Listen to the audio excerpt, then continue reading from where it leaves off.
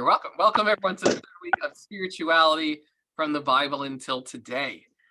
Today we'll be looking at rabbinic views of spirituality. And when we talk about rabbinic, that could be a very wide thing, including the rabbis today, but we're thinking really the classical rabbinic period, beginning with the Mishnah, which was codified in roughly the year 150 CE, although some of the material is certainly from older than that, through really today we're looking through the Talmudic era.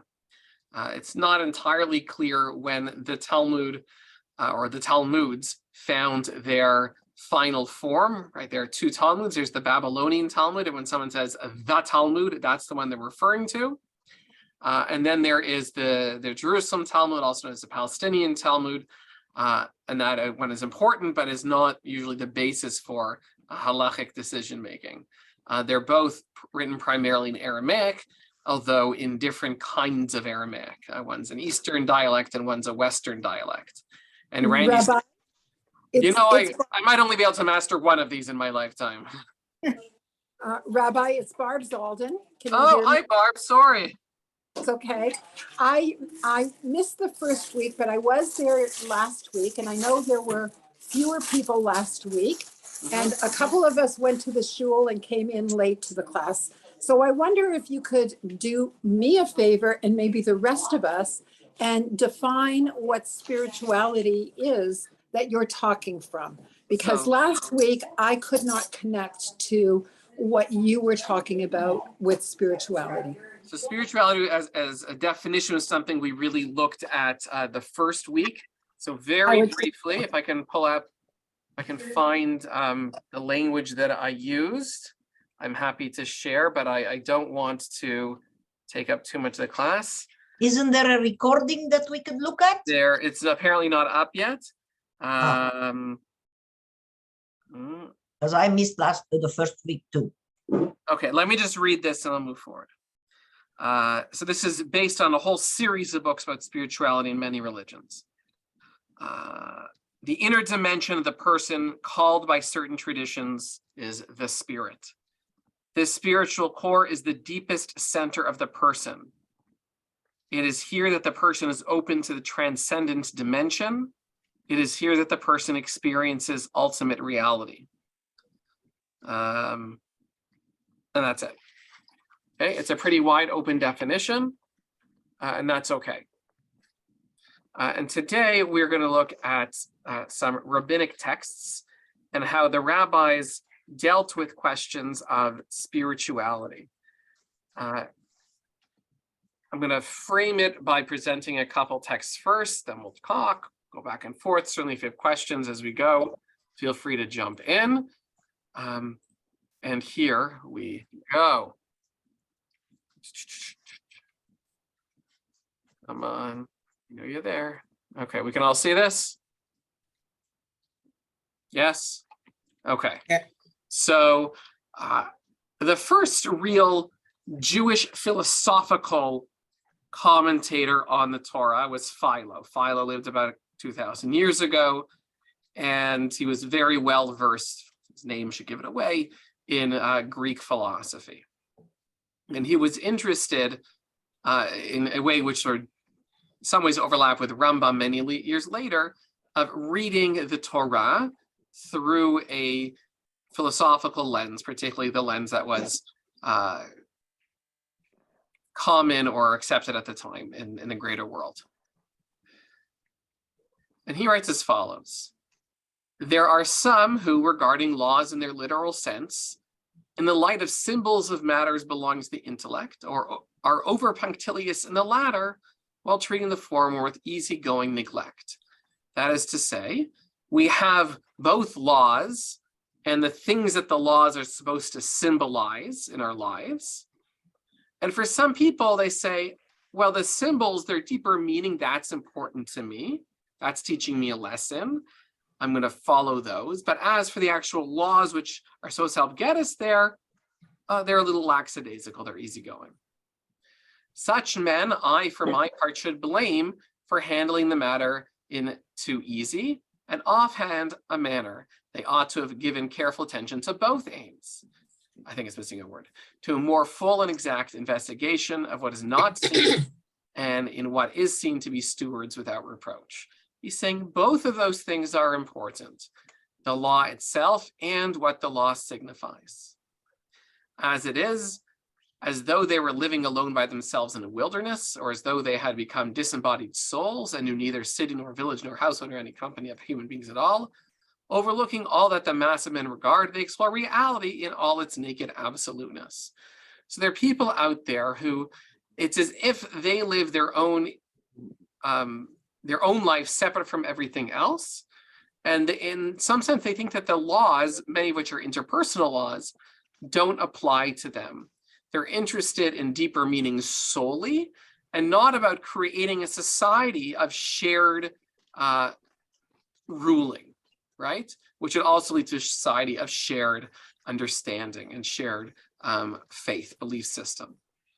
Nay, we should look on all these outward observances as resembling the body, and I like this metaphor, and the inner meanings as resembling the soul. It follows that exactly as we have to take thought for the body because it is the abode of the soul, so we pay attention to the letter of the laws. If we keep and observe these, we shall gain a clearer conception of those things of which these are the symbols. And besides that, we shall not incur the censure of the many and the charges they are sure to bring against us. Okay, so the body and the soul, I think, is a really nice way of looking at this. And in classic Greek thought, those two were they're obviously together, but they didn't have the same sense of unification that much of Jewish thought had. But one is dependent on the other. You can't safeguard the soul without the body, and the body for him is the halacha, are the laws as they come through from the Torah. Philo is too early to really talk about in terms of development of halacha within the rabbinic tradition. So there's importance here both on the rules and the deeper meaning behind the rules, things that we are hopeful to be able to see or experience or internalize over time. Yes, Claudette. I'm trying to understand what he's saying. Is he saying that there's the law and then there's the spirit of the law? Yeah, he's saying that there are always the ta'amei hamitzvot. There are reasons behind the law. And this is something which really, he doesn't use that language. That language really comes up in the medieval period. But he's saying that the laws don't exist willy-nilly, right? It's not that they were this specific law was commanded because God was having an off day, or God thought it'd be funny. Let's make people do this, right? It's rather the laws, both individually and I think collectively, are good for us, and they symbolize deeper truths.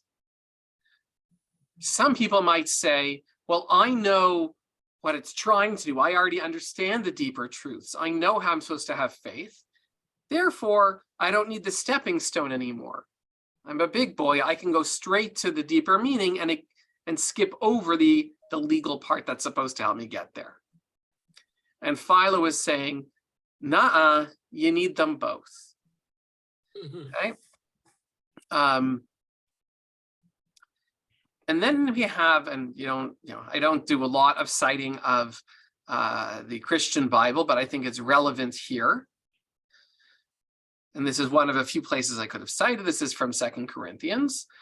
Such confidence we have through Christ before God. Not that we are competent in ourselves to claim anything ourselves, but our competence comes from God.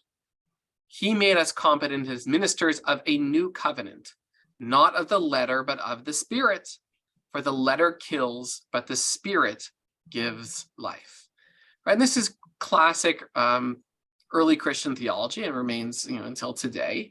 That is the Torah and the way the rabbis at that time, right? This is the very beginning of the rabbinic era, were understanding Torah and the laws that they existed at the time. Early Christians rejected that and saying, you are overly concerned with legal rulings, and is this kosher, is this not kosher, blah, blah, blah. It's much more important what comes out of your mouth than what goes into your mouth, right? And that's straight out of the New Testament. What's more important is the Spirit, is the values, what lies behind the laws, but not the letter itself of the law, right? And the new covenant comes to say that the old covenant, which has respect to the letters, is no longer binding. Now, this is important because I think it helps conceptualize the way the rabbis came to understand what mitzvot are and the way that we understand why the rabbis approach it that way. But it's also important to know that the sources we're going to look at, which were developed in either the Galilee or in Babylonia, more or less, were places that were not influenced by Christian thought at that time. Christianity had not yet spread to the Galilee and certainly had not spread to Babylonia. So while I think that the arguments made within the Christian Bible about getting rid of the law in favor of just taking spirit is important in terms of history and the way we can conceptualize things, it didn't have a direct Christian influence as such on the other sources we're going to be looking at. So I'm gonna stop sharing my screen for a second. I'm gonna ask everyone, what is the purpose of Jewish law? To bring justice. Okay, justice. I think a guideline to follow. Okay. Oh, now we have Heather there too. The party. You're Boundaries. confusing me. Okay. I'm sorry. I'm with Ron and we're on Barb. Boundaries. Okay, so boundaries and justice. And sorry, Heather, you said. Now I forget. Guidelines. Okay. Guidelines. Guideline. It's too Okay. long ago. Brenda, is that a hand up? Yeah, I think that it also helps us. I agree with the guidelines to try to be a better person. Same thing I feel when I read the prayers in the morning at night. It reminds me all the time of to try to be better and follow the rules that are good for mankind, Okay. womankind, she, her kind. Humankind. First in a kind. Okay. Anyone else? Okay. What does the Torah say about why we need to be following the mitzvot? I believe it refers to obedience to Hashem's commandments. Yeah. It's also to move us away from the other nations, the way they were doing things. Right. But why are we supposed to move away from what the other nations are doing? Well, Israel has a covenant with God, and the mitzvot help us maintain that covenant. Yeah. I agree with my mother 100% here.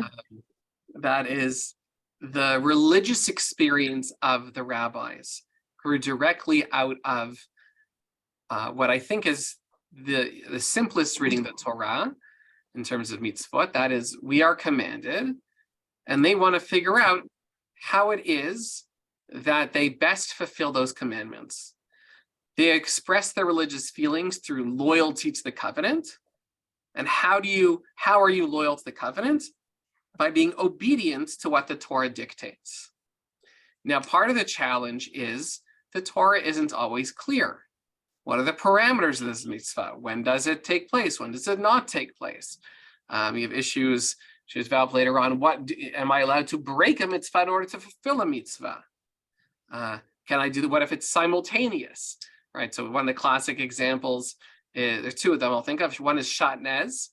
So that's, you're not allowed to mix wool and linen in the same garment. But tzitzit, you always mix wool and linen in the same garment. So what's the deal? So in that situation, we have a principle that the lo taseh, aseh lo, the aseh lo over lo taseh. Lo taseh over lo taseh. That is to say, the positive commandment, the thing that you have to do is over, it takes priority over the commandment that you're not supposed to do. And you see it as well in Brit Milah and Shabbat, right? Or actually Brit Milah generally as well. right? So Shabbat, you're not allowed to cut something. And generally, we're not allowed to gash our skin, right? So Brit Milah is doubly problematic on Shabbat. But because we have a positive obligation to do Brit Milah on the 8th day, then you do it on the 8th day. Like I had a Brit Milah on Shabbat. But if it's delayed, for some reason you can't have it on Shabbat, because on the 8th day, the child's jaundice, what have you, if the first time it's available to happen again is Shabbat, you don't do it then. Then you actually wait on the Sunday. Rabbi, is Yeah. it always the positive over the negative? Like, does it always, do you defer to the positive? There are some conditions, it's not always the case. Some things in the temple, it doesn't apply. There are a few situations, but it has to be simultaneous. So it's not like the lulav hagazul. I stole a lulav, and I'm going to use that for as my lulav in the mitzvah of waving lulav on Sukkot, because the bad action happened not at the same time as the good action. Also, if I can say, as your mother said, the covenant, it's always written there, im bechukotai tishmeu. And so im, you will do what I told you, then I will do all the rest. I'll bring you geshem in its right time. I will give you. So it's all with this little word im. You will do then I will do for you everything. Yeah, so everything is conditional, and that's that's what a covenant is, and that if we follow these dictates, if we are loyal to God, in Torah's language, we'll be able to stay in the land is the biggest piece, but all sorts of other things will be given, and if not, we'll be punished. And then later on, even though particularly the academies in Babylonia, they're obviously not in the land of Israel, they still see that their primary, their expression of their own religiosity is through the performance of mitzvot, which is why they're so interested in what we might see as being sort of ridiculous questions and why are we going to such detail on this particular law.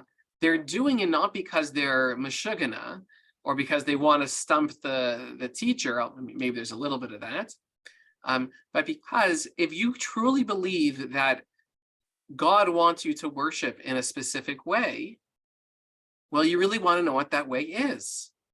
So you spend a lot of time trying to figure out, is it this way or that way, right? Am I allowed to do this on Shabbat? Am I not allowed to do this on Shabbat? Is this fish kosher? Is it not kosher? That's why study becomes so important, because we want to worship God, quote unquote, correctly. God has a will, and it's understood through human interpretation. All right, I'm going to share my screen again.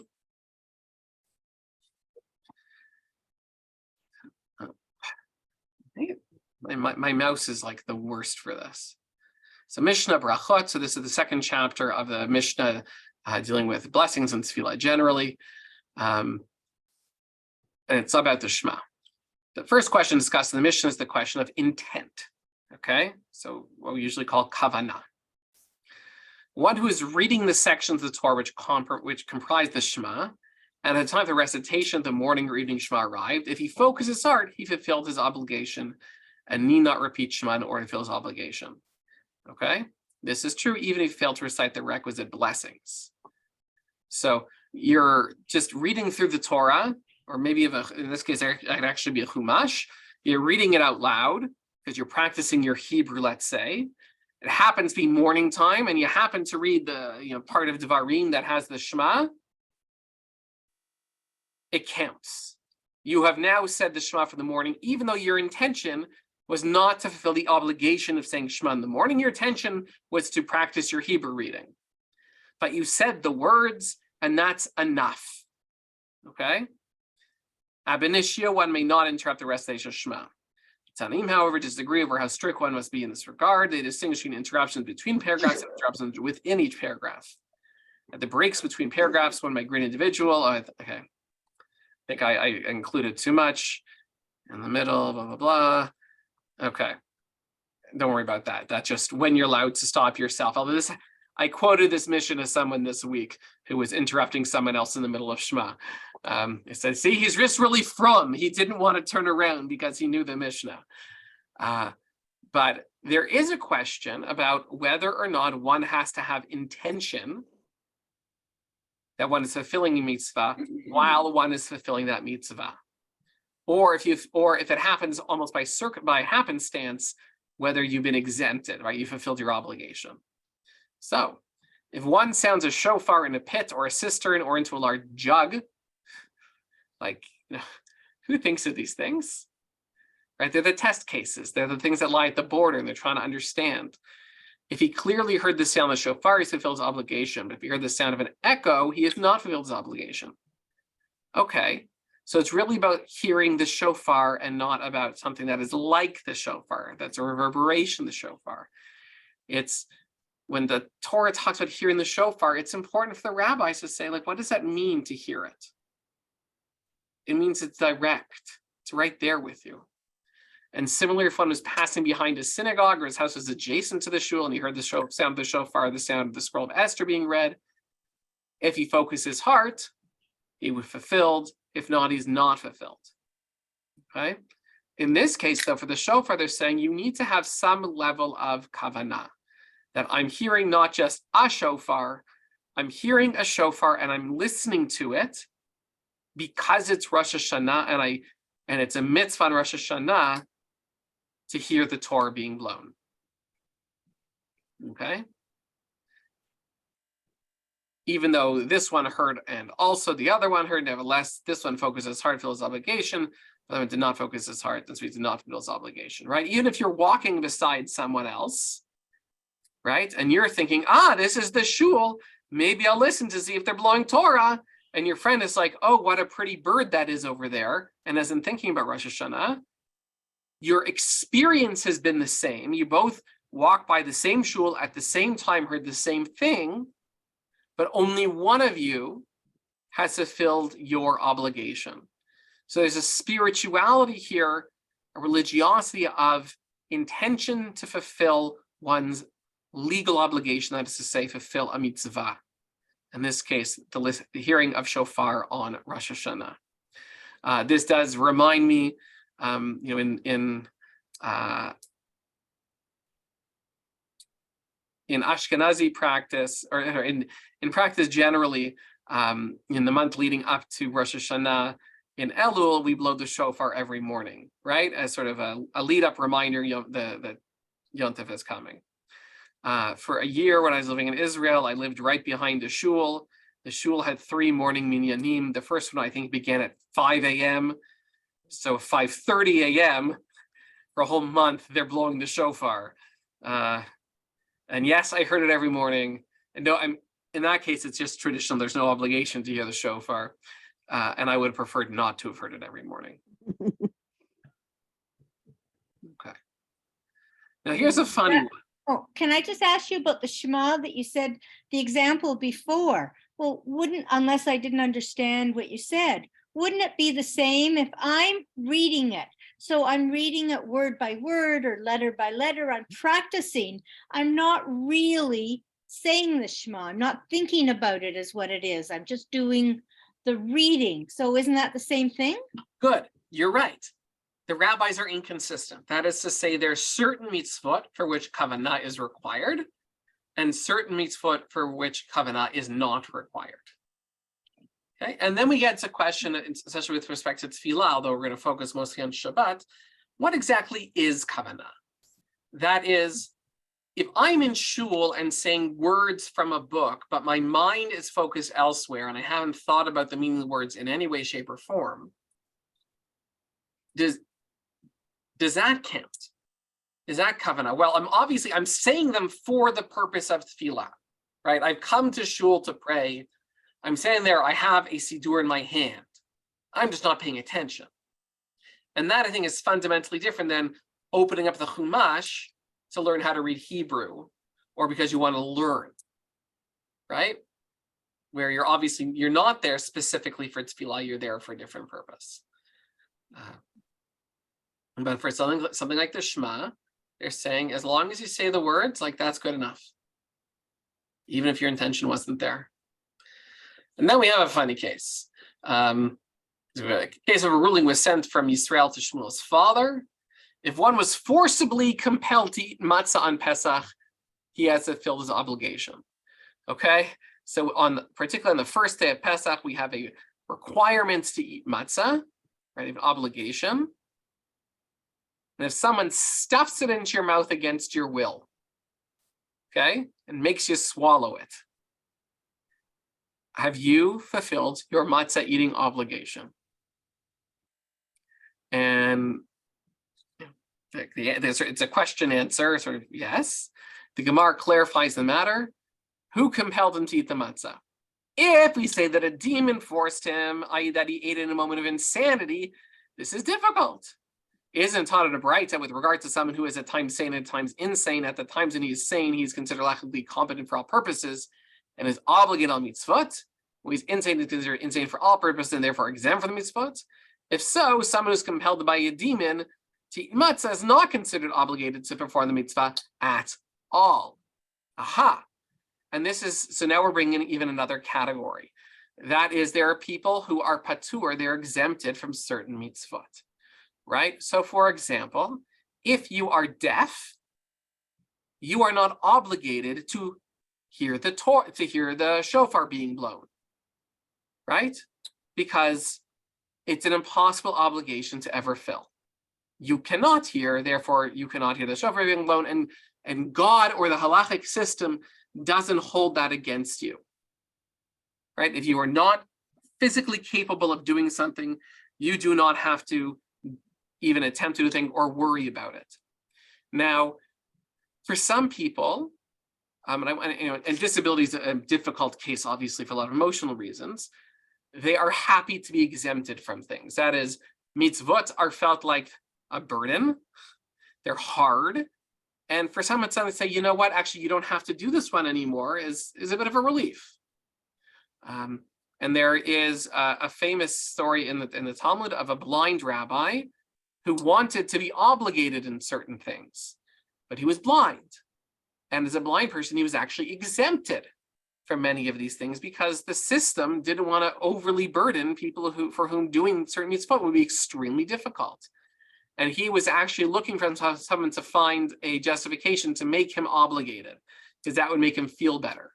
He wants to be obligated because there is a simcha shel mitzvah, the joy of the mitzvah that he was couldn't participate in. And sort of a related example, I don't know if I share with this group, it's going to come up in another class I teach. My middle son Ezra does not have a sense of smell. Congenital, wasn't born with the parts of the brain that you need to smell. And so he actually can't lead all of Havdalah because he can't say the bracha, borei minei besamim, because he can't smell them afterwards. It won't have any meaning to him, that over the nice spices. And since he can't say the bracha, he can't say it and other people say amen, and they smell it, because he has no obligation at all to ever say this bracha. In fact, he is forbidden from saying the bracha, as it'd be called what we say, a bracha lavatala, a blessing for which there is no purpose or value. It's saying God's name in vain. Even if in theory he understands that like smelling is like tasting with your nose, which is the best approximation I can make for him. Okay, so in this case, they're saying, there are people who, the language here is insane. We can use whatever language you want, but people who don't have the mental capacity at the moment to do mitzvot, they don't get X's in God's great big book of, mitzvahs. It's just that they're exempted. They don't have to do them.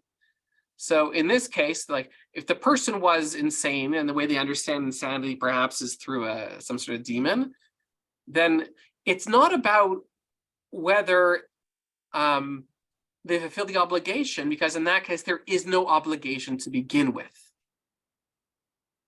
Okay? You're insane. You are not obligated in almost any mitzvah. But Rav Ashi says, at the bottom of the page, we are dealing with a case where the Persians compelled them to eat.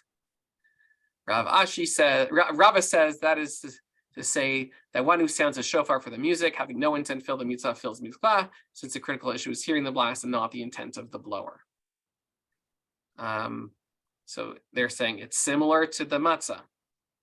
The Gemara asks, isn't it obvious that is identical to that which you said above, that one who is compelled to eat matzah fulfills the mitzvah?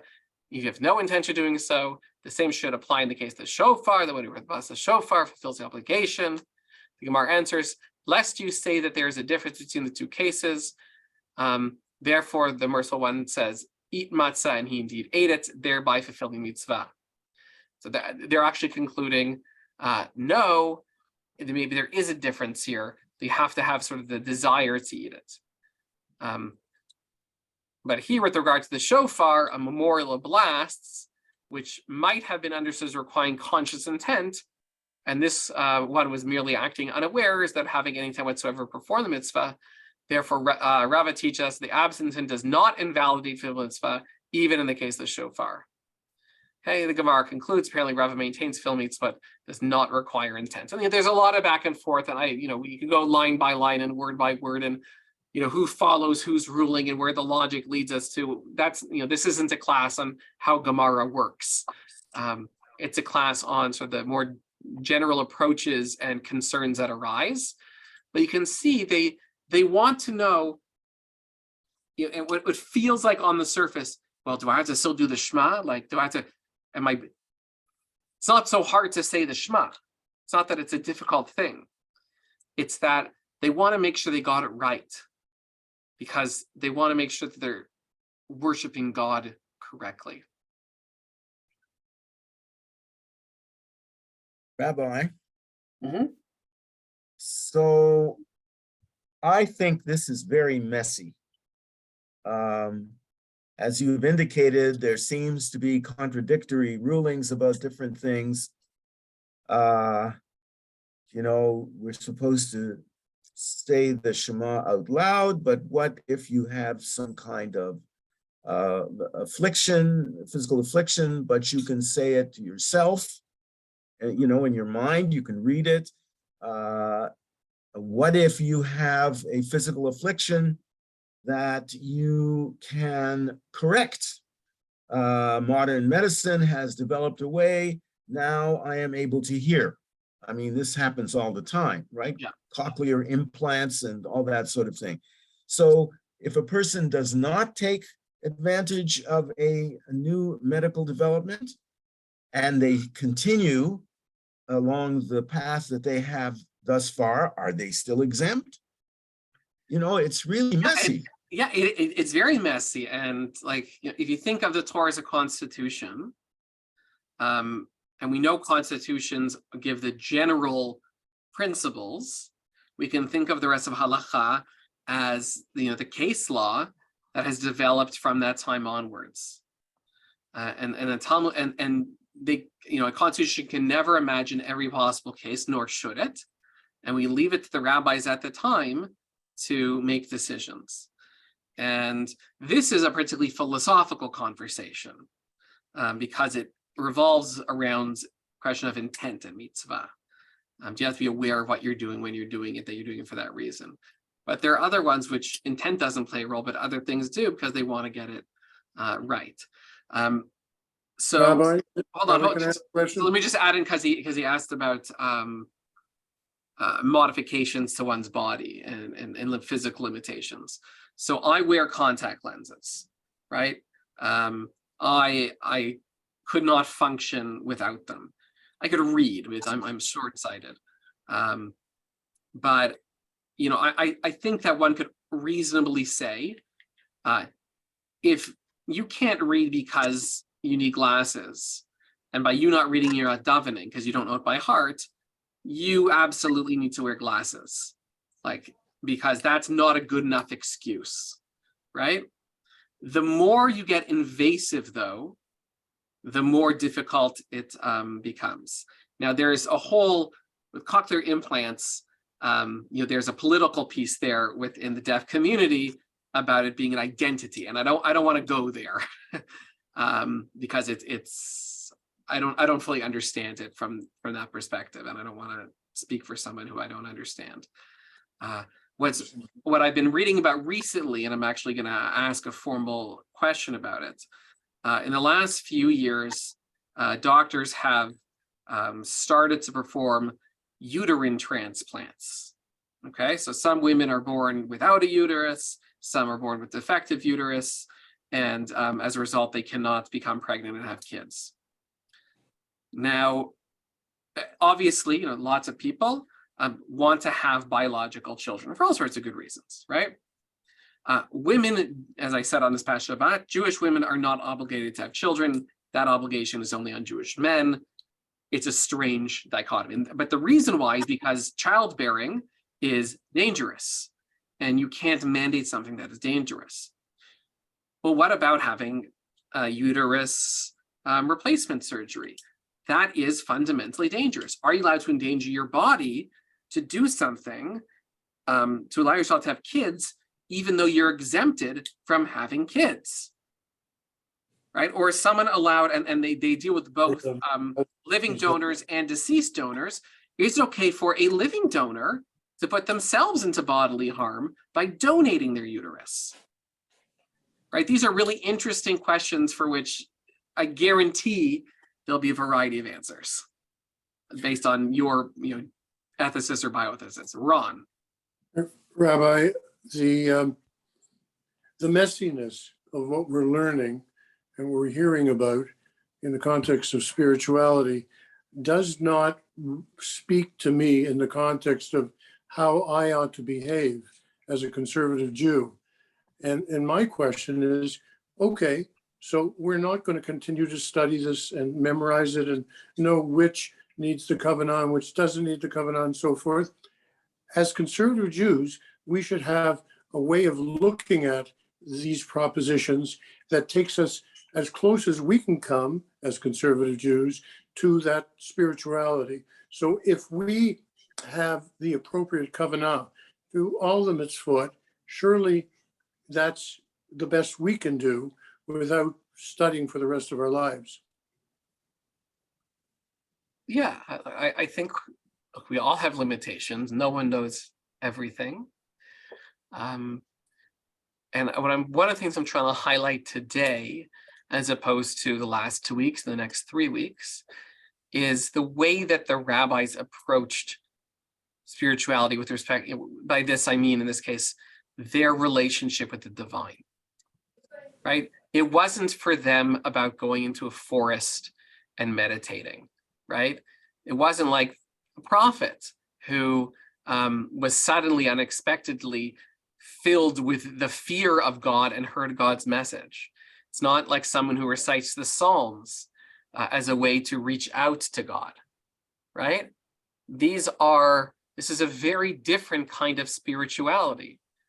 It's a spirituality based on finding the exact correct way to fulfill the obligations that are enumerated in the Torah. And it may not be I think for some people this still speaks to them spiritually. Yes, I believe God commanded and I want to make sure I fulfill the commands correctly. Therefore, I'm going to learn a lot about it so I know how to do it. But for others, their spiritual lives are not going to be fulfilled, or they might not think that the best way to worship God is this way. They might have other ideas, but certainly the rabbis of this era had this, this was their approach.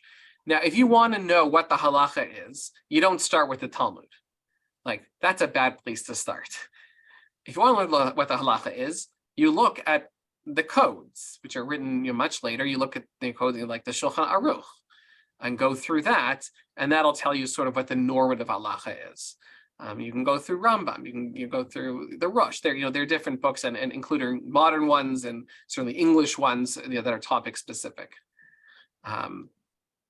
The Talmud is all over the place. It's not well organized. And so I'm just going to read the last line here. So the Gemara rejects this argument. No, the Mishnah means that he intended to hear the sound of the shofar. The Gemara immediately asks to hear, but he already hears it, since the Mishnah explicitly states, and he heard the sound of the shofar. The Gemara answers, we are discussing one who thinks that is merely the sound of a donkey that is hearing. In this case, where the listener thinks the sound was not that of a shofar, he does not fulfill his obligation. So here we had something which we didn't even conceive of before, because the Mishnah, the Gemara, what's trying to do often is reconcile different points of view, and they reconcile it by saying they're not really talking about the same thing. He thinks this case and he thinks this case. And they're saying, we can all agree that if someone's walking by a shul while simultaneous, which is across the street from a farm, and it's Rosh Hashanah, and they heard something that was the shofar, but they thought it was the sound of a donkey braying, they have not fulfilled their obligation. Right? But if you're walking by the same place and heard it and thought, oh, I think that's the shofar, and it happens to be Rosh Hashanah, they have fulfilled their obligation, which is, of course, fundamentally different than someone who goes to shul and says amen to the bracha that is said right before the person who blows the shofar says the bracha, which is lishmoa kol shofar, about hearing, not about blowing the shofar and saying amen. Right? These are all different circumstances, two of which count. Of those two, one is clearly better, the real intent, and the third one, where you have no intent and you don't realize what's happening, that doesn't count. Okay. Were there counter arguments to that? I think that final one, everyone seems to agree that if you don't know what is happening, then it doesn't work. In the case of the shofar. Don't know what is happening in the sense that you are not cognizant of the sound being the being shofar. meaningful. Yeah. Yeah, being the shofar in this case. And I don't know what example would be exactly, would be similar to that. If you, like Megillat Esther, right? Like if you thought someone was chanting something else, you're walking by, you don't speak Hebrew and you don't speak Latin and you think it's a Gregorian chant, like as you walk by, because there's a church across the street. Like, I guess that's something similar. Because your hearing is passive in a way that a lot of mitzvot just aren't passive. So, okay. Sifrei Devarim. So this is the earliest strata of Midrash on the book of Devarim. Devarim itself teaches, right, this is familiar to us from the Shema. And these things that I command you this day shall be upon your heart. And you shall love the Lord with all, your God with all your heart. I do not know how I come to love the Holy One, blessed be He. It is therefore written, and these things that I command you this day shall be upon your heart. In this way you come to recognize the Holy One, blessed is be He, and to cleave to His ways. That I command you this day, that you should not be to you as an antiquated edict, which no one takes to heart, but like a new one, which all run to read. What do you make of this? Anyone want to try to decode it?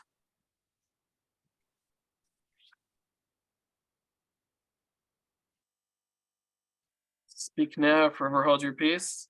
Well, one thing that says to me is that trying to search out what it means, for example, an obligation to hear the shofar being blown, trying to figure it out demonstrates a love of God.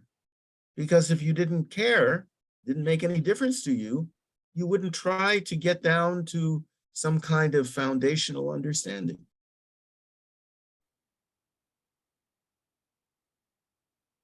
Okay. I think what it's trying to say is that the mitzvot are timeless. Yeah. When it refers to this day, even though this was written, or well, it was written down about 3,500 years ago, but it's to be taken to heart today in the present. Yeah. And that keeps rolling forward as each new day comes. You take it to heart for that day as well. Yep.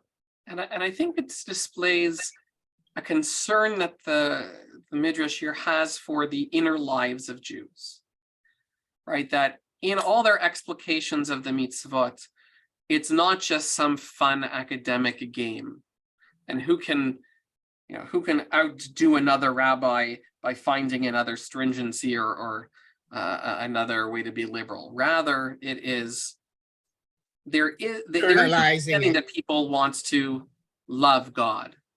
Mhm. They're worried about that and they want to figure out how. Yes, Claudette. It's about internalizing what you're seeing and hearing. And by doing so, then it makes one life more productive in what the rabbis would like them to do. And Leaving aside what we've gone through so far, that specific part of what we say when we pray is to remind us that we ought not to be doing things by rote. That when we're doing things, it's from our heart and it's from a love of God. And every time we do it, we feel that spirituality. yeah, and certainly the best way to do it is always really, being in it. But there is a binary of, did you fulfill your obligation or did you not fulfill the obligation? And that's a real concern. And then within the, yes, I fulfilled it, did you do it in a way which beautified the mitzvah, which comes up a lot around Sukkot, about beautifying your mitzvah. Did you do it with full intention, which is obviously part of the concern here. But the base question is, did you or did you not fulfill your obligation? So here we have a fun text, okay? The Gemara asks about a certain kind of transgressor. And the answer, Rabbi Shimon ben Pazi said that Rabbi Yeshua ben Levi said in the name of Bar Kapara. This is a very common Talmudic language, saying in the name of someone else, in the name of someone else. Initially, people would bathe even on Shabbat in hot water that was heated before Shabbat. So what's the problem here? Well, we're always worried that people are going to start boiling water on Shabbat, which you cannot do. Okay, you can't add water to flame on Shabbat. And they're saying, but there was a time when people would bathe with hot water that was already hot, which on its face does not seem to be such an issue. The bathhouse attendants began to heat water on Shabbat and say that it was heated before Shabbat, but people would then cheat. The attendants wanted more customers, they wanted people to come in, and so what they would do, they heat on Shabbat and say, but it's from beforehand, right? The mashgiach wasn't there to oversee them. Therefore, the sages prohibited bathing in hot water and permitted sweating. Okay, so the sages said, in theory, hot water can be used, but we're finding when we do it, we're running into problems because people are cheating. So you can do this other thing called sweating. The details of which, frankly, I don't fully understand, and it doesn't matter to me at this moment. The schwitz. It's the schwitz somehow. Maybe it's just that they had the coals going from before without adding water. So it's a dry schwitz. And what would happen? They would still bathe in hot water and say, we are sweating. And that's why we came into the bathhouse, right? We're not going to put water on, we just want to get hot.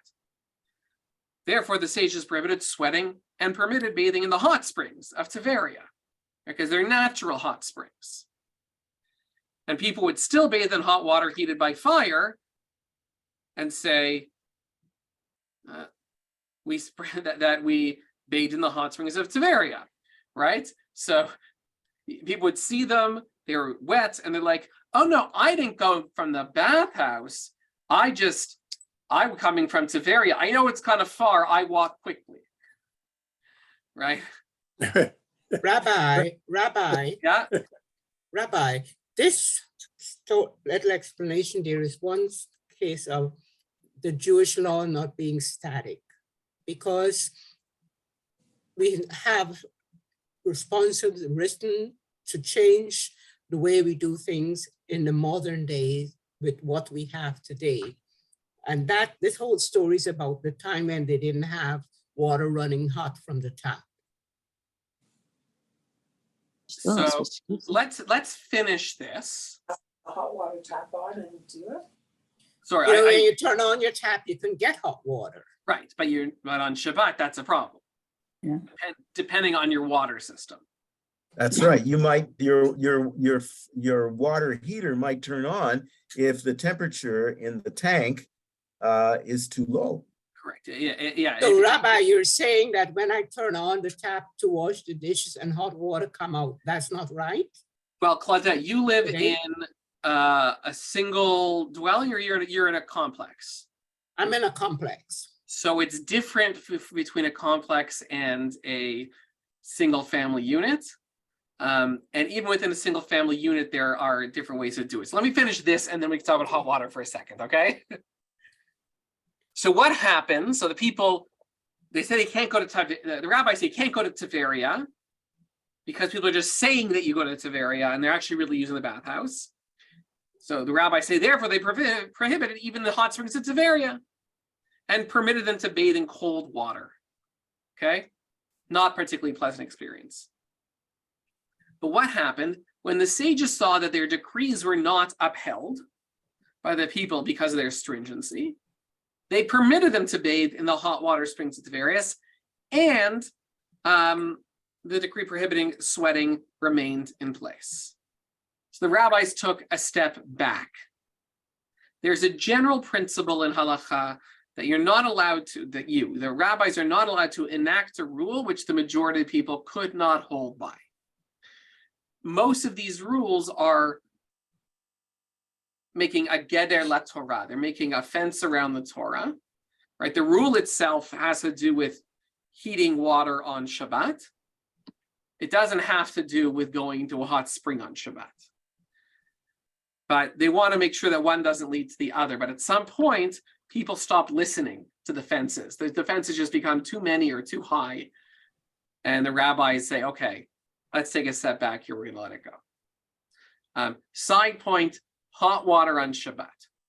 When I turn the hot water on in my house on Shabbat, the tap, I have a tankless system. And so immediately a flame is lit and the cold water that comes into my house from the main goes through and gets superheated very quickly in my gas heater, and hot water comes out.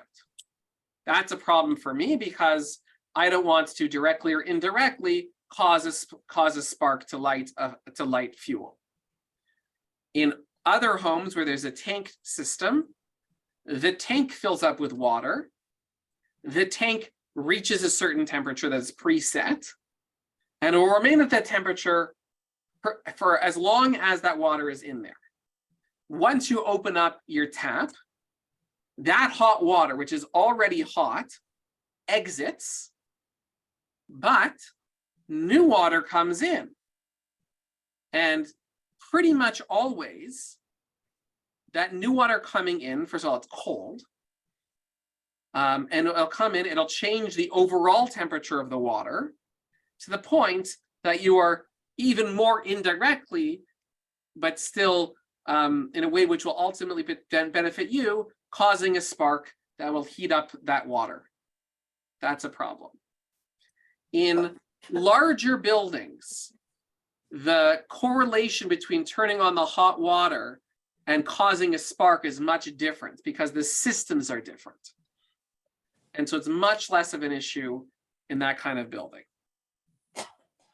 Wow, I learned something new. Okay. Rabbi, But I don't want to jump too much into the halacha of hot water on Shabbos because that's not really what we're talking about today. But yeah. Rabbi, it's fascinating to recognize that the rabbis really understood human nature. And they understood it both from the point of view of if we build these fences too high, nobody will abide by them. But they also understood it from the point of view of how humans try to accomplish what they need to accomplish by finding a way that they think is kosher around the law. And in many situations, it's obvious that the rabbis recognize that nature and address it, like the hot springs and the walking and so forth. Just because it's so fresh in my mind, a caterer lost its position in the shul. And the caterer lost the position in the shul because the shul said that the caterer was heating its food and whatnot after sundown for the Shabbat afternoon meal or whenever, it actually didn't matter whether the caterer was or was not doing the wrong thing, because the shul wanted to get rid of that caterer anyway. And they used it as an opportunity because, you know, the proving of this or that and going to court over this and that, it wasn't really going to happen. So a settlement was made and they found a new caterer. But it's like the human nature element was fascinating because I was a lawyer acting in the case, and I knew that it wasn't whether or not she was defiling the Shabbat. But what do you do, right? So that's the human nature part of it, which I'm learning now that the rabbis understood very well. Yeah, I think the rabbis were very concerned. There's all sorts of phrases like God being concerned about Mamonam Yisrael, but the people of Israel's money. That is not making being Jewish too expensive. Chas al Mamonam Yisrael. We all You don't want that to be the case. Also, because you don't want people resenting being Jewish. Because if you resent it, you might just not just drop that one thing that's expensive. You might just saying all of it, I don't want to do anymore. I think there was someone who was trying to say something. Me, Yeah, Randy. Brandy, go ahead. Well, now I have two things to say. First, on the last thing you just said, I think we need to consider the whole issue of the kosher meat, because I think it becomes I'm fighting between reason and excuse for some people not to keep kosher. I mean, I've certainly heard people say that it's just too expensive. And I think that can lead to other things, to saying, you know, why do I bother with the whole thing, right? So I think that's one we really do need to consider. But the other thing, going back to Tveria, it doesn't make sense to me that that would ever be prohibited. I mean, it doesn't make sense, because if you're looking at, you know, going back to the very beginning, the reason for the law was not to heat something up. Right. It was naturally heated. There was nothing that actually heated it up. It should never have been forbidden. Right, but they're saying once they said it was okay, people would I know. lie about going there and go do the other thing, which was problematic. Right? So then they need to be talking about lying. Like, that's a whole other thing, right? Yeah. And what they're also trying to do, and I think this is important, they're trying to create communal norms, right? And that is, Jewish worship isn't an individual practice, it's a community practice. And we agree to sets of norms as a community. And it's interesting you mentioned the meat situation, because we could say, you know, maybe the solution is we get rid of glatt kosher. We just have kosher. Glatt has to do with mumim, has to do with irregularities. There's a term for it in the lungs of the animal that don't actually disqualify it from being kosher. But in astringency, people would say, no, we're not going to eat. And this, of course, checking for it, and then also passing that cow then on to the non-kosher line, costs money, and that money is filled in, you know, it's also be charged to customers in the food that they do buy. So I think maybe that's an interesting take. Maybe in the kosher community, they're going to start looking back at glatt and say, you know, this is too stringent. I think we need to find a more lenient way to do it. What no one is suggesting is kosher is expensive, so let's get rid of shchita, right, of kosher slaughter. What some people are suggesting, and I certainly do not disagree with them, is stop buying meat. Yes, yeah, I get that one. Mm-hmm. But that's hard for a lot of people.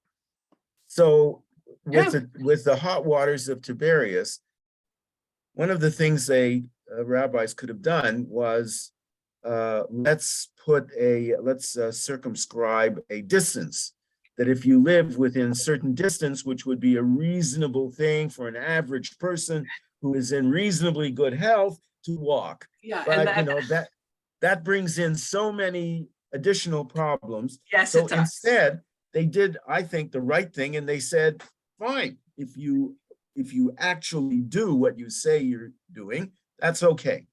But we also have to think about changes that take place in terms of technology.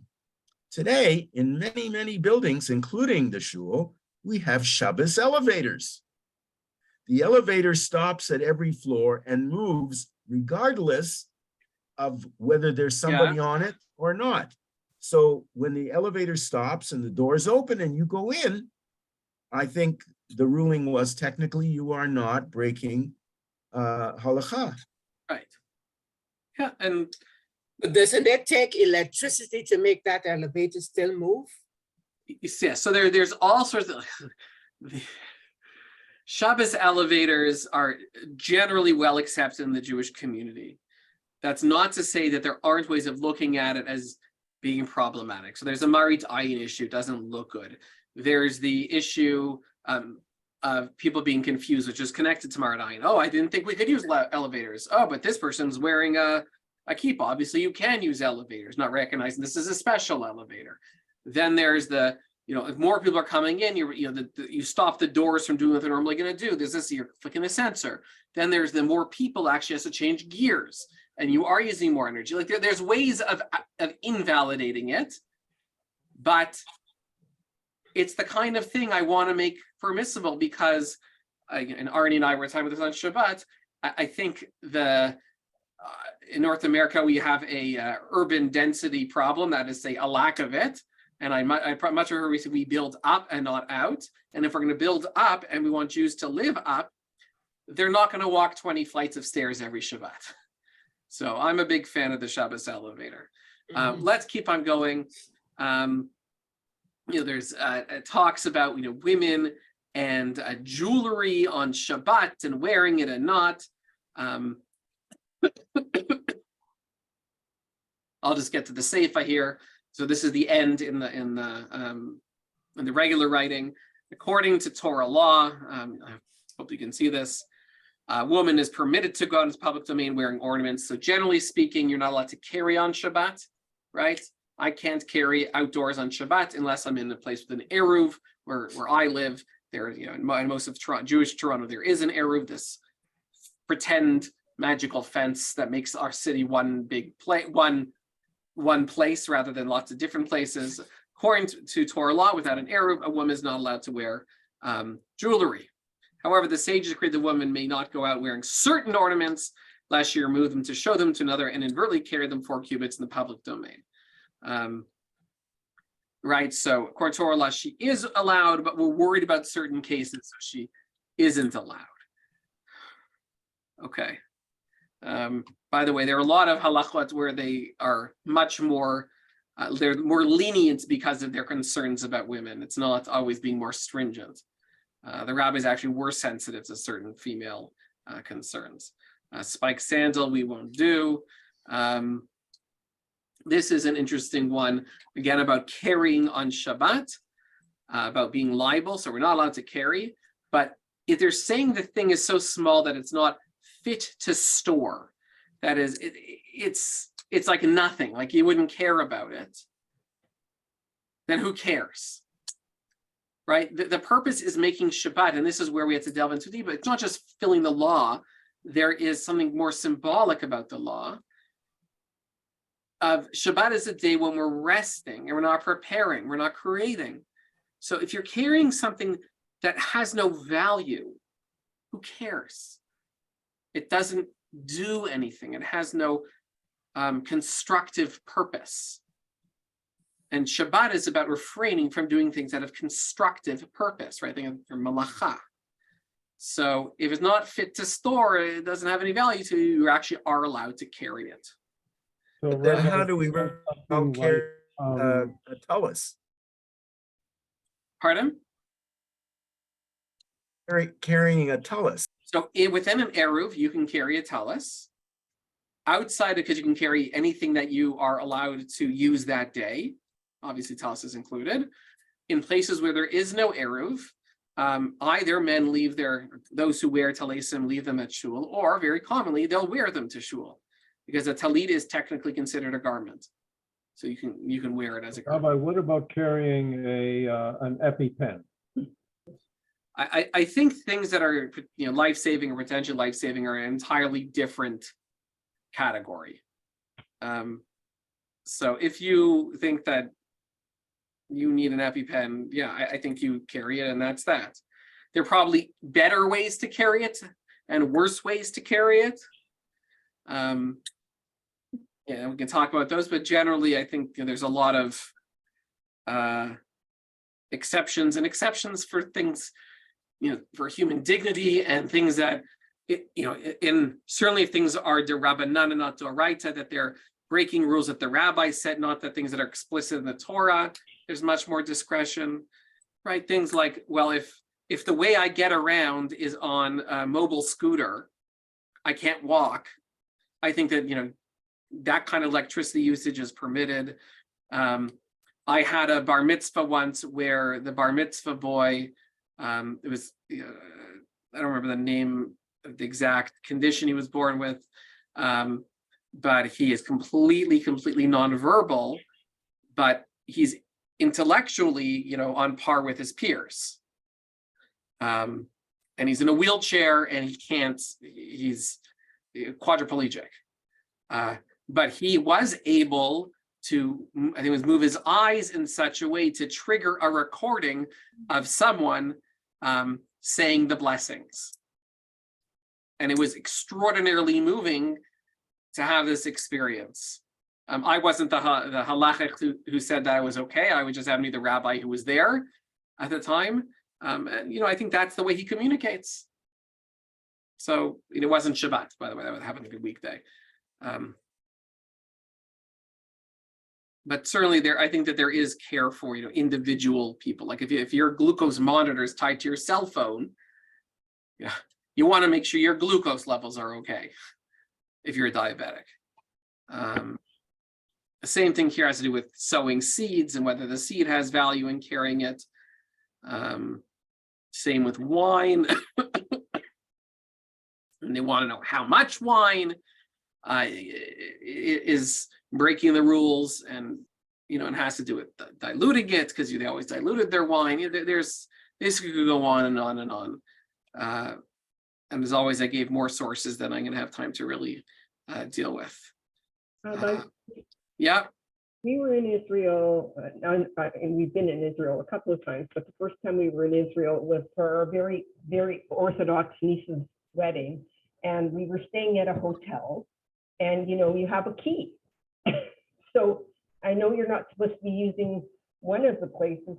We stayed at a couple of hotels. One of them had some sort of non-electric key, but I mean, what about locking your house with a key when you leave your house? I mean, back in the old days, nobody locked their houses if you lived in a home. I mean, but are you allowed to open and close your door with a key? Well, so the key itself is never a problem.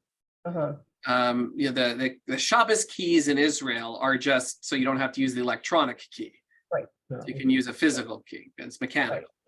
Right. Keys become a problem with respect to Eru, this idea of you're not allowed to carry things. Right. So one way that people who care about such a thing deal with it is there are Shabbos key belts. That is a belt. You're allowed to wear a belt on Shabbat because it's part of your clothing.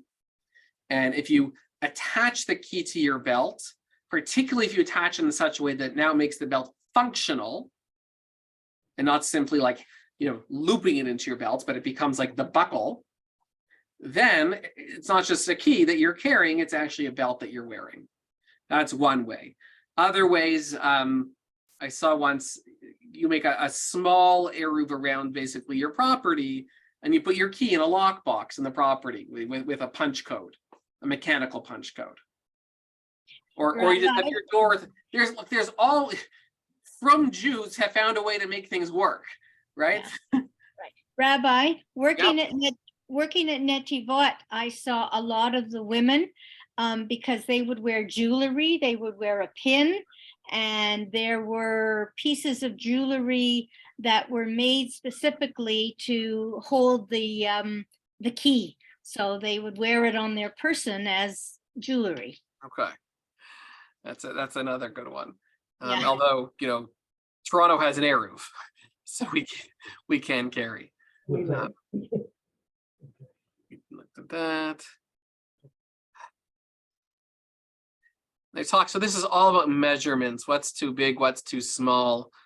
But they're really dealing with the day-to-day stuff and what's important and what's not, and what we can therefore use on Shabbat and what we can't. Measurements. Okay, so this is an important Mishnah that I just wanted to share. Because I mentioned, I referenced it to some extent on Shabbat. There are 39 activities that one is forbidden from doing on Shabbat, of which there are many, we'll call toldot. There are things that descend from those activities. This is that list. You're welcome to take a look at it.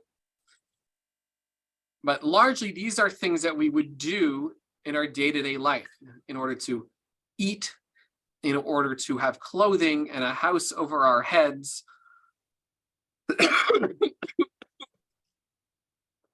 And these are sort of the prime things that we need to do in order to exist. And we don't do them on Shabbat because Shabbat is Davka, the day when we say everything was already provided to us. Right? 6 days we, like God, engage in creative labor. And on the 7th day, we refrain from creative labor. So it's not just some random list of 39 things. It's a very thoughtful list that is reflective of the rabbis of a deeper understanding of what Shabbat is about. For Shabbat, if I were to ask most in the congregation, what's Shabbat? Because I've had this conversation with many people, especially often after someone dies. Well, Shabbat is about family, right? It's about sitting around the Shabbos table. And that's not important. That is really important to our experience of Shabbat. For some, maybe it's singing, I always love singing Zmirot, singing songs around the Shabbos table with my family. Or maybe it's coming together in shul, right? And sitting as a family, or having time in Shabbos afternoon to hang out. Rarely does someone say, Shabbat is it was always for me about not whitening the wool that I've sheared from my sheep. No one's ever said that to me. All week I do that. Now the rabbis, I think, wouldn't disagree that having meals with your family is an important part of Shabbat. But in this list of things that we don't do, things that the 39 primary categories of forbidden labor, they are trying to make a bigger point, and that by refraining from these things and the toldot that come out of them, we actually draw a deeper connection to God. Because these are all creative labors that have to do with our own ability to live our lives. And on Shabbat, we are reflective of the fact that God rested. So we're going to rest. God created on 6 days. We create during 6 days. God rests on the 7th day in this. And by resting, we mean these are things that we don't do, because these are the things that we always do during the week, broadly speaking.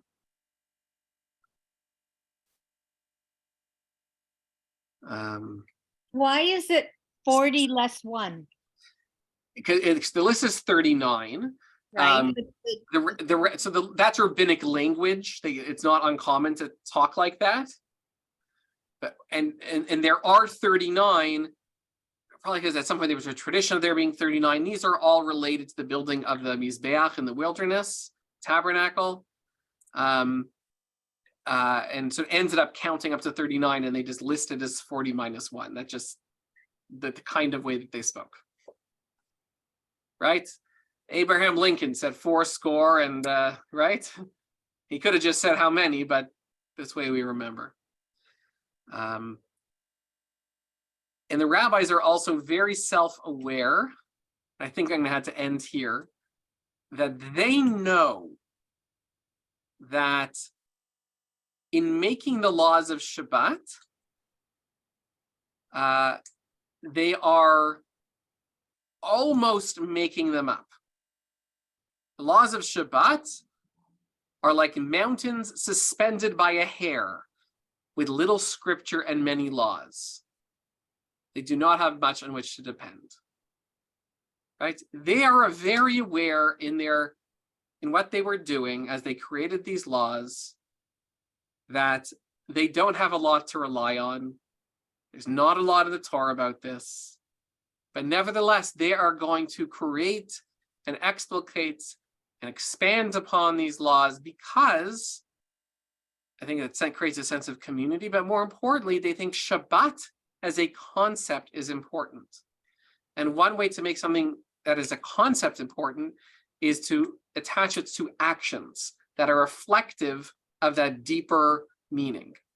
And so the rabbis are able to do that by creating these rules on Shabbat and rules in such a way that people can actually follow them, that there is some feedback back and forth on, as we saw, in order to allow people to actually be capable of following. So I think what I want you to take away from this, and then I have to go, is that for the rabbis, it wasn't just a fun game of who can find the newest law here, who can have the best chup in the Torah reading. It's rather, how do we use halacha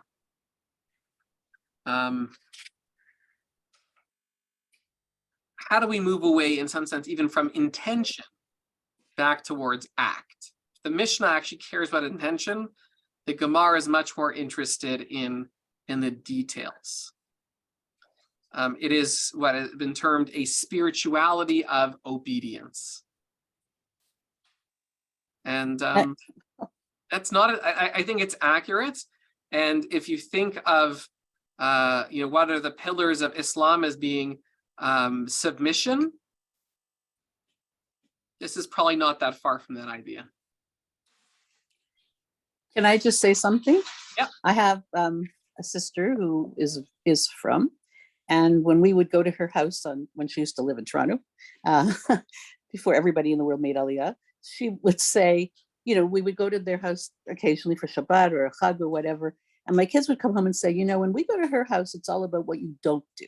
When we go to our house, it's all about what you do. So I'm going to teach a class. I actually wrote it down already. On the Shabbat in Jewish thought and law. Because I think we don't know much about either one. And like this list of 39 forbidden activities, who here was familiar with the existence of such a list? I am. Okay. Me too. And that there were 39 of them? Yep. Because they think they got it from what the people, when they were building the Mishkan, Yeah. these were the duties that they used to do. So Fantastic. So if I get to make a pitch for a book that I want you all to buy, among the best books I ever purchased, the 39 Avot Malacha of Shabbat.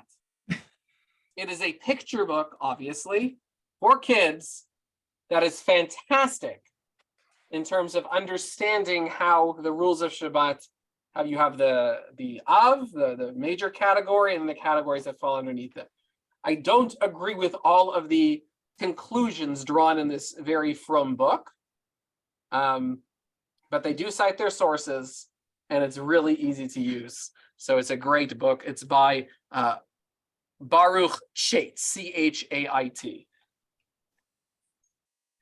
But in terms of Jewish thought, I think that there's a great essay that I think I've taught from before, but I would love to teach again, talking about Shabbat and the difference between Shamor and Zachor. And how we, the things that we do and things that we don't do. But I have to go. It's been a lovely chat, everybody. And come back next week, same time, same place. And we are looking at spirituality in medieval Judaism. Thank you, Rabbi. Thank you. Thanks, Rabbi.